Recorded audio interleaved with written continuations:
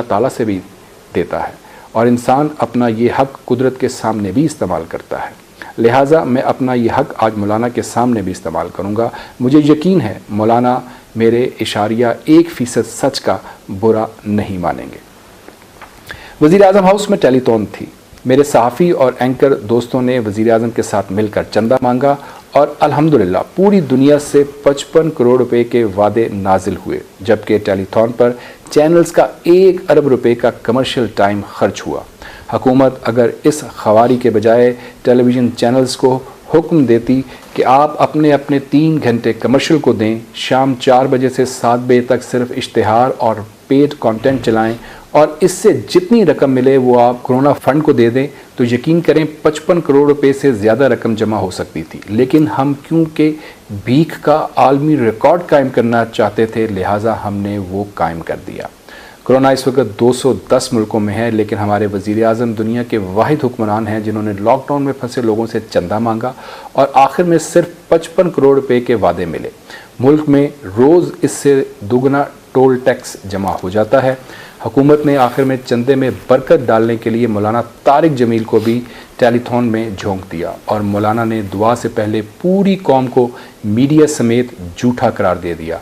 मैं मौलाना की ऑब्जर्वेशन की तौहीन नहीं करता। मौलाना जानते हैं कौम में तबलीगी जमात के 1 करोड़ कारकुन भी शामिल हैं। अगर पूरी कौम झूठी है तो फिर ये मुबल्लिग सच्चे कैसे हो सकते हैं? पीछे रह गया मीडिया, तो मैं मीडिया वर्कर की हैसियत से चंद सच सामने रखना चाहता हूँ। मौलाना ख़ुद फैसला कर लें हम लोग कितने झूठे हैं। हमने चीन को $250 मिलियन की इमदाद और $500 मिलियन की ग्रांट पर तैयार कर लिया था। हम वज़ीर आज़म मियाँ नवाज शरीफ को चीन ले गए। वज़ीर आज़म ने सिर्फ कहना था और चीन ने हमें $750 मिलियन दे देने थे। लेकिन सुबह नाश्ते की मेज़ पर नवाज शरीफ ने मुझे और वज़ीर ख़जाना सरताज अज़ीज़ को कहा, मैं चीन से पैसे नहीं मांगूंगा। मुझे नवाज शरीफ से बच्चों जैसी हरकत की तवक्को नहीं थी। मुझे वज़ीर आज़म के तर्ज़ अमल पर बहुत अफसोस हुआ। आप ज़रा सोचिए, जो वज़ीर आज़म माशी हालात की ख़राबी के बावजूद चीन से इमदाद नहीं मांग रहा, वो बच्चों जैसी हरकत कर रहा था, और वो जो टेलीथॉन में पूरी दुनिया से मांग रहा है वो ईमानदार तरीन है। हम भी क्या लोग हैं।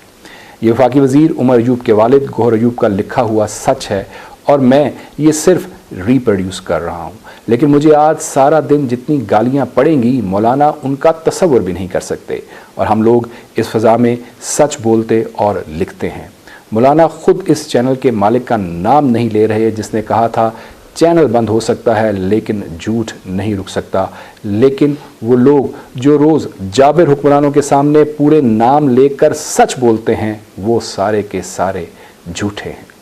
सच तो ये है, इस मुल्क में सच को मशकूक बना दिया गया है। हम जनरल परवेज़ मुशर्रफ, शौकत अज़ीज़, आसिफ अली ज़रदारी और मियाँ नवाज शरीफ के अच्छे कामों का एतराफ़ भी करें तो पाकिस्तान तहरीक इंसाफ के ऑफिशियल पेजेस से गालियों के दहाने खुल जाते हैं।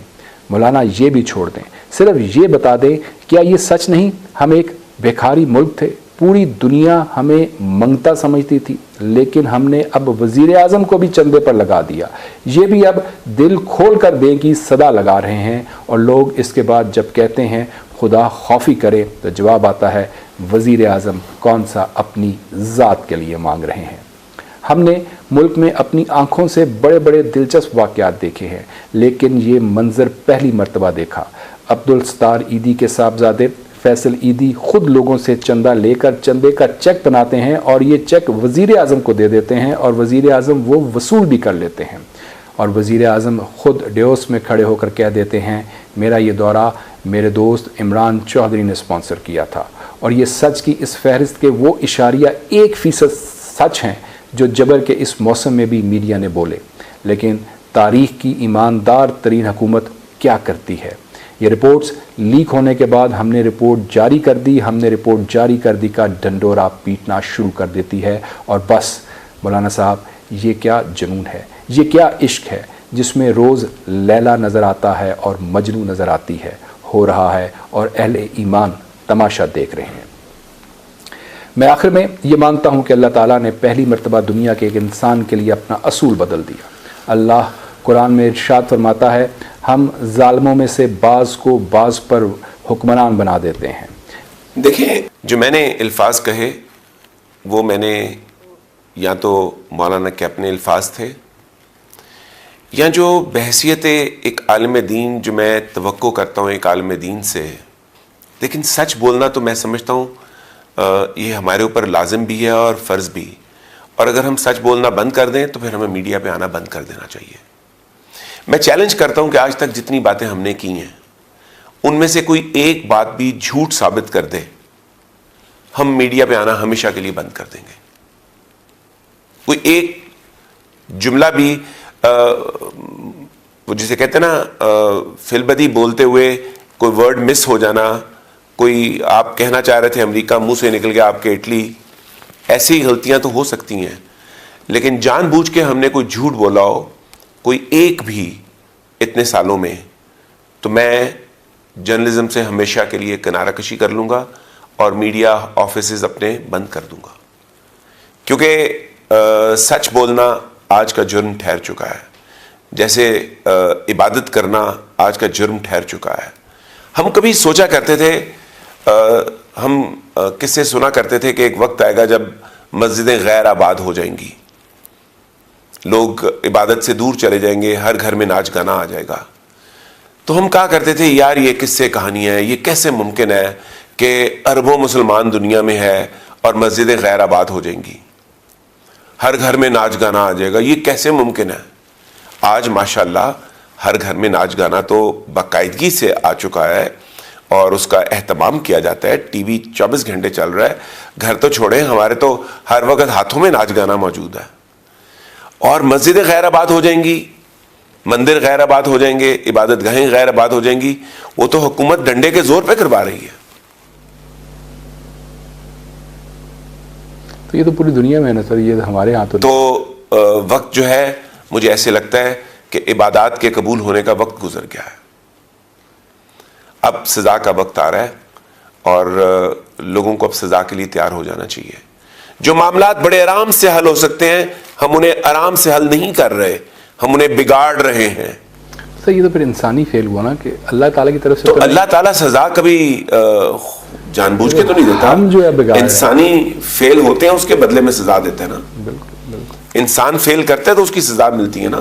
بالکل ایسا ہی ہے. ہم وہ نہیں سمجھ رہے ہیں سچویشن کو اور اس کے مطابق فیصلے نہیں کر رہے ہیں. پوری دنیا کی عقل پہ یا تو پردہ پڑ گیا ہے یا پوری دنیا جو ہے وہ جان بوجھ کے اپنی عوام کو رسوا کرنے پہ اور اس کی تذلیل کرنے پہ تلی ہوئی ہے. ایک وائرس کو لے کے ہم اس کی ڈیتھس اتنا بڑھا چڑھا کر بیان کرتے ہیں. روزانہ پاکستان میں 4,500 کے قریب انسانوں کی ڈیتھ ہوتی ہے, لیکن وہ جو 4 یا 15 یا 20 کرونا سے ہوتی ہیں ہم ان کو تو لائیو کوریج دے دیتے ہیں اور وہ 4,500 کو بھول جاتے ہیں. اور یہ تعداد بہت بڑھ سکتی ہے, بڑھنے سے روکنے کا کام ہم نہیں کر رہے. ہم لوگوں کو تکلیف دینے کے لیے جو ہمیں مزید جبر کرنا ہے, جو ریاستی جبر کا مزید شکار کرنا ہے, ہم اس کے لیے تو کورونا کو پیش کر کے جبر بڑھانے کا سبب بن رہے ہیں. لیکن ہم اس کو ختم کرنے کے لیے, اس کی جڑیں توڑ دینے کے لیے کوئی اقدام اٹھانے کو تیار نہیں. حکومت نے بڑا اچھا اقدام کیا, انہوں نے کہا کہ مسجدیں آباد رہیں گی. انہوں نے 20 نکاتی ایک فارمولہ رکھا. اب 80 جو رپورٹ آئی ہے اور آج اخبارات میں شائع ہوئی ہے, اس رپورٹ کے مطابق 80% مساجد میں اس کے اوپر عمل درآمد نہیں ہو رہا. اب نہ مین پوائنٹس کیا تھے اس رپورٹ کے؟ یہ تھا کہ جناب سوشل ڈسٹنسنگ, فاصلہ رکھیں گے آپ 6 فٹ کا 4 فٹ کا صفوں کے درمیان, وہ ایک تھا. ماسک تھا, ماسک کمپلسری تھا ہر نمازی کے لیے. وہ تیسرا یہ تھا کہ 50 سال سے جو زائد عمر کے لوگ ہیں وہ مسجد میں نہیں جائیں گے اور نابالغ 20 سے کم جو ہے وہ بھی نہیں جائیں گے. تو ہم 2 مہینے سے کیا کہہ رہے ہیں؟ ہم یہ کہہ رہے ہیں کہ ان کو تو لاک ڈاؤن میں ڈال دیں 50 اور 20 سے نیچے والوں کو. اب میرا اور باقی کو خالی مسجد میں جانے کی اجازت کیوں دے رہے ہیں؟ باقی کو کاروبار بھی کرنے دیں. لوگ کتنی قسم پرسی میں اس وقت آپ سوچ نہیں سکتے. سر دا پوائنٹ از کہ اس کے اوپر جو ہے وہ عمل درآمد نہیں ہو رہا, نہ کوئی سوشل ڈسٹنسنگ کا خیال رکھا جا رہا ہے, نہ کوئی ماسک پہن رہا ہے. جب عمل درآمد حاکم وقت کروائیں گے پراپر طریقے سے اور یہ سوچ کے کروائیں گے کہ اس کا انجام کیا ہوگا. میں آپ سے یہ کہوں کہ چھت پہ چڑھ کے چھلانگ لگا دیں تو اس پہ عمل درآمد کتنے لوگ کر دیں گے؟ کوئی بھی نہیں کرے گا. اگر آپ لوگوں سے کہہ رہے ہیں کہ بھوک سے مر جاؤ، ایک غریب آدمی سارا دن دہاڑی لگانے کے بعد گھر جاتا ہے اور جا کے بیوی بچوں کی بھوک برداشت کرتا ہے، آپ اس سے کیا توقع کریں گے؟ وہ آپ کی کیا سنے گا؟ وہ کہیں Tell me pretty lies, look me in the face, tell me that you love